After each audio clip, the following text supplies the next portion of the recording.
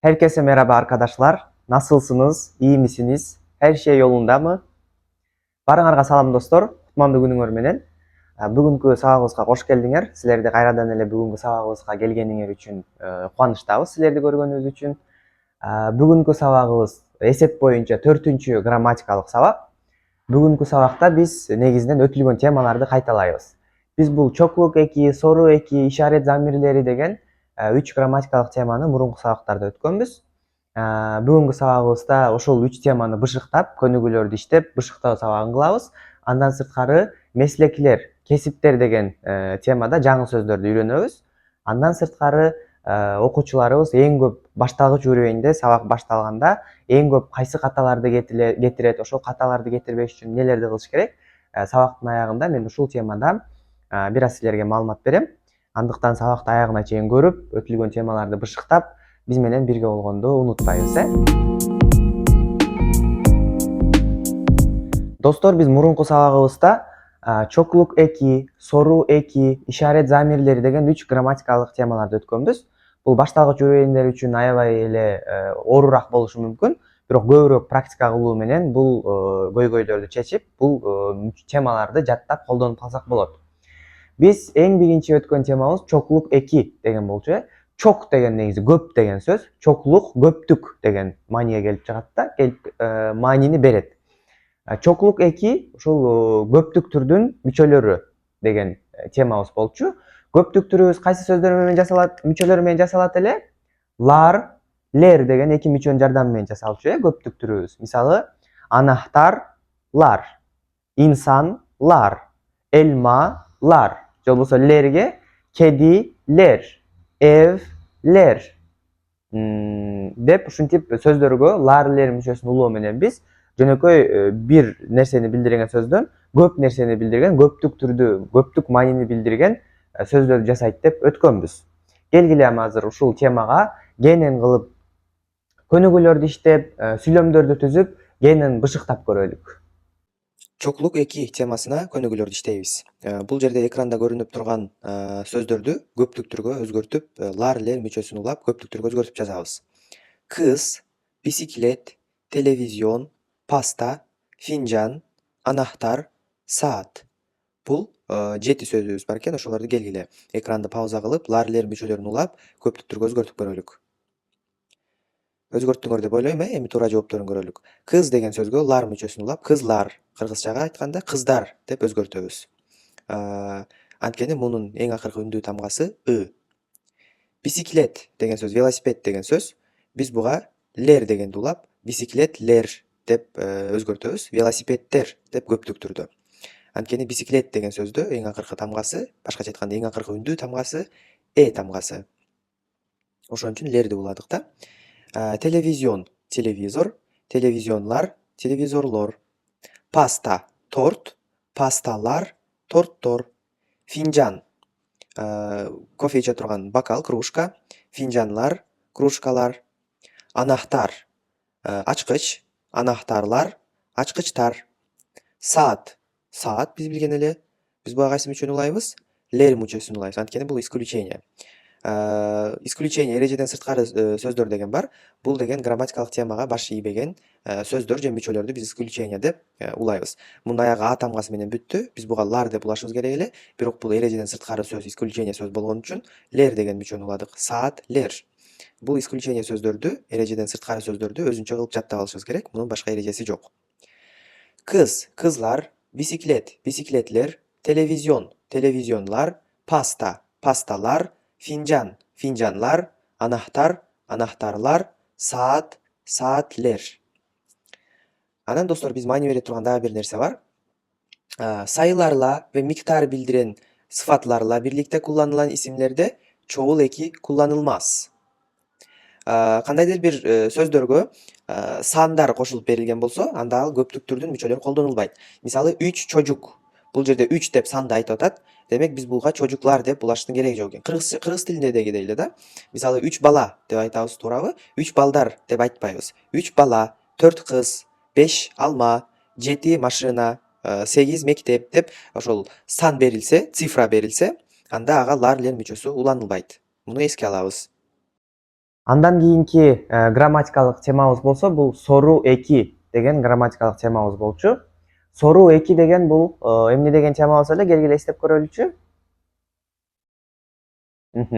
Сору 2 бул суроолуу сүйлөм мүчөсү же суроолуу сөздүн мүчөсү деген темабыз болчу.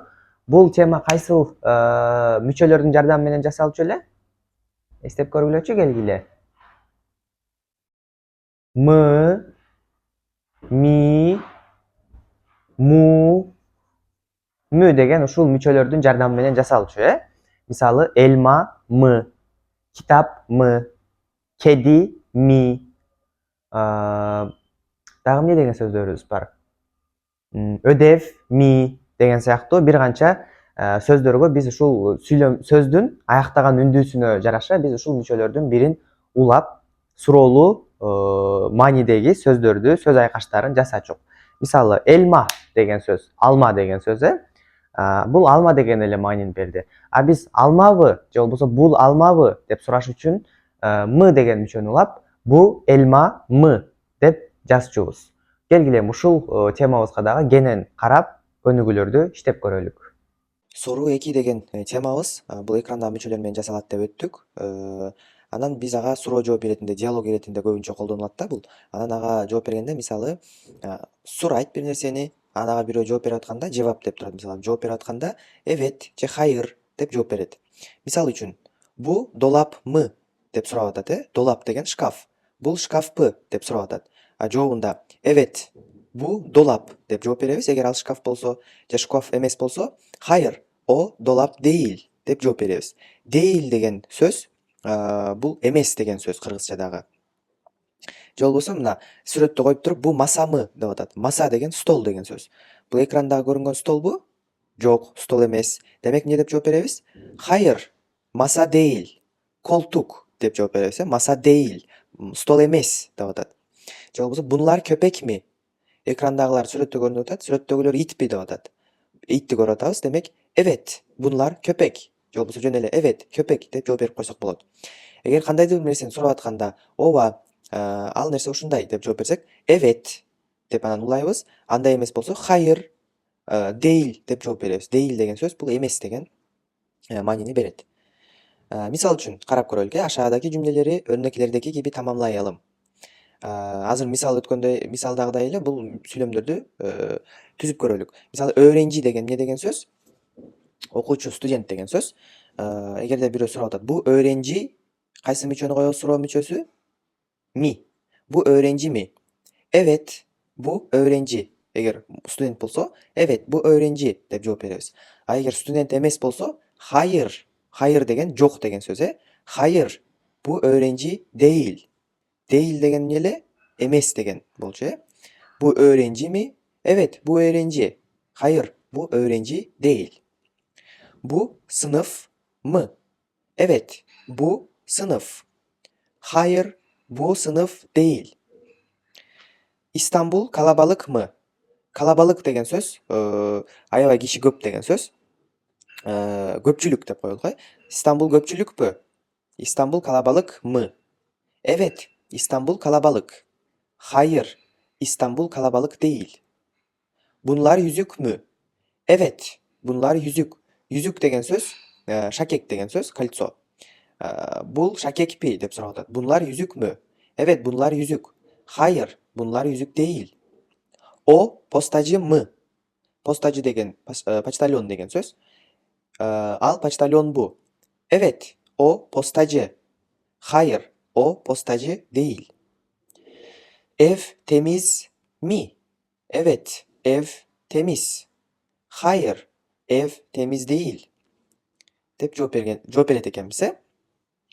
Эгерде бир нерсени сурап атканда, жообубуз ооба болсо, evet деп туруп улантабыз, жок болсо, хайыр деп туруп, дейил мүчөсүн кошуп, эмес деп айтабыз. Муну мурунку эмелерде дагы көрдүк. Эми бул жакта жооптору бар. Биз ушул жоопторго карап суроо түзүп көрөлүк, келгиле. Ашаадагы жавапларга уйгун соруулар жазыңыз. Бул жерде жооптор жазылган. Биз ушуларга эми туура келүүчү суроону жазып көрөлүк. Мисалы, evet, bu sandalye дептир. Эмне деп сурашыбыз керек? Bu sandalye mi? Деп сурашыбыз керек, Bu sandalye mi? Evet, bu sandalye. Экранды пауза кылып кийинкилерин өзүңөр иштеп көргүлөчү. Экинчиси. O köpek mi? Hayır, o köpek değil. Şu sözlük mü? Evet, şu sözlük. O gözlük mü? Hayır, o gözlük değil. Деп жооп береткенбиз. Değil деген эмес деген маанини береткен. Ушул сыяктуу көнүгүүлөрдү көп иштеп, бул теманы бышыктаңыз. Андан кийинки биздин грамматикалык темабыз ишарет замирлери деген темабыз болчу. Бул ишарет замирлери деген эстеп көрө турган болсок, жаңсоо иретинде айтылган сөздөр. Мисалы үчүн бир нерсени жаңсап көрсөтөбүз, тигил эмне, бул эмне, тетиги эмне, тетиги кыз ким, бул жакта турган нерсе эмне деп мындай атын айтпастан жаңсоо иретинде айтып колдонгон мүчөлөрүбүз болчу. Бул ишарет замирлери деген. Келгиле ушуларды дагы бир сыйра карап, көздөн кечирип, анан көнүгүүлөрдү дагы иштеп көрөлү буга.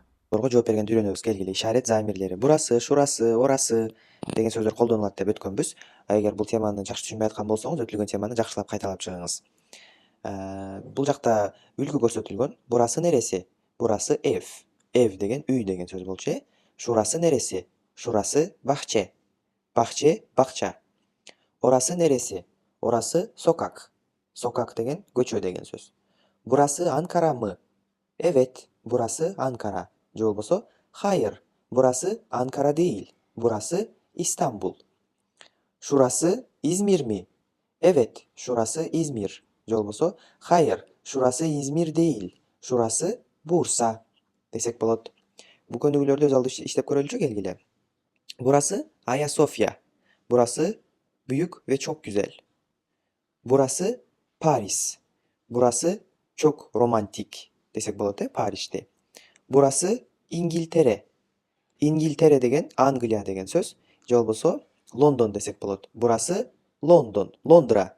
London дегенди türkçe Londra деп айтабыз. Burası Londra. Londra çok yağmurlu ve soğuk. Yağmurlu деген жамгырдуу погода деген сөз. Soğuk, soğuk. Burası neresi? Burası piramidalарды эмне дейбиз? Египет. Mısır дейбиz. Burası Mısır. Mısır tarihi bir yer. Mısır tarihi bir yer desek болот. Демек, орасы, бурасы дегендер бул жаңсоо иретинде колдонулат жана экранда азыр көргөндөй кылып жооп берип практика кылсак болот. Келгиле кечки грамматика окуй бербей, пайдалуу сөздөрдү, пайдалуу фразаларды үйрөнөбүз. Меслеклер. Меслеклер деген бул кесиптер деген сөз. Кесиптер. Кесиптер биз билген эле кесиптер да. Öğretmen, mugallim, öğretmen, çok okuyuz menен.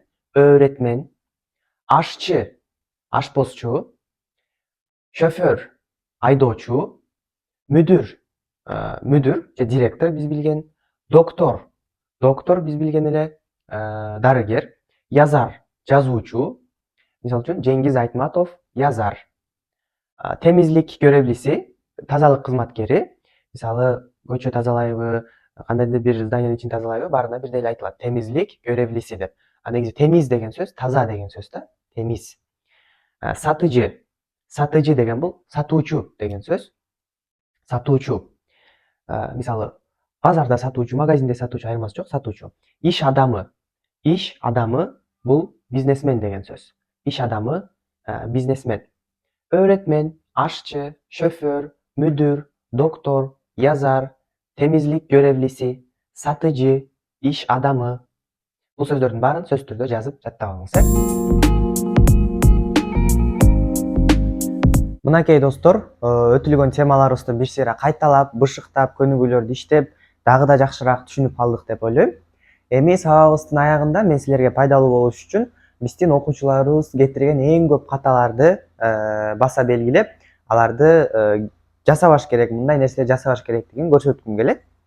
Келгиле, биздин окуучулар эң көп ушундан ката кетишет да. Анткени кыргыз тилинде ушуга окшош. Мисалы, менин деген сөз түркчөдө дагы ошондой болот да, бенин деп аяккы мүчөлөрүн туура эмес кылып алат. Бенин эмес, бенин болот. Бул ката. Бенин эмес, аягы ны менен бүтпөйт түркчөдө. Аягы мы менен бүтөт. Бенин. Бенин деген туура. Көп окуучулардан байкап атам ушуну. Бенин, бенин, бенин деп бардык жерде айтканда дагы, жазганда дагы ушинтип жазып атат. Ны менен эмес, м тамгасы менен бүтөт түркчөдө. Benim kitabım, benim evim, benim ödevlerim, benim annem, benim ailem дегенде бардык жерде м тамгасы менен бүтөт. Анан экинчи окуучуларыбыз эң көп кетирген каталардын бири и же болбосо о, ö, у деген тамгаларды, же болбосо с, ш, ч, ш деген тамгаларды аралаштырып эле колдоно беришет. Кайсы жерге кайсыны колдонушун билбей эле аралаштырып салат. Андай болбош керек. Мисалы, яшин дайым эмес, яшын дайым деп, бияктагы и эмес, болот бул жерде. Яшын дайым деп колдонуш керек бул жерге. А кээ бирлөр шны колдонбостон эле с колдонуп салып атат. Ясын дайым деп. Ошол түркчөнүн өзүнө тиешелүү өзгөчө тамгалары бар. Латын алфавитинен ч, ш, ö, ü, и деген сыяктуу тамгаларды аралаштырбай, адаштырбай, өөнү ö учуруна, ыны ордуна, ини бардыгын өзүнүн ордуна коюп жазышыбыз керек достор. Буларга аябай маани берелик. Яшиyorum деп дагы жазышат, таптакыр туура эмес. Дээрлик менин курсумда окуп аткан окуучулардын көбү ушинтип жазып атышат башында. Яшиyorum, яшиндайым деп. И эмес, бияк болуш керек. Яшындайым, яшыyorum, менен болот. Буларды адаштырбайбыз. Ч, шыларга дагы ошондой эле. Чанта ч менен жазылат. А силер чны мисалы негизи ч түркчөдө мондай куйругу менен болот да. А силер анын куйругу жок эле мынтип жазып койсоңор бул ж болуп окулуп калат. Жанта болуп калат. Ал туура эмес.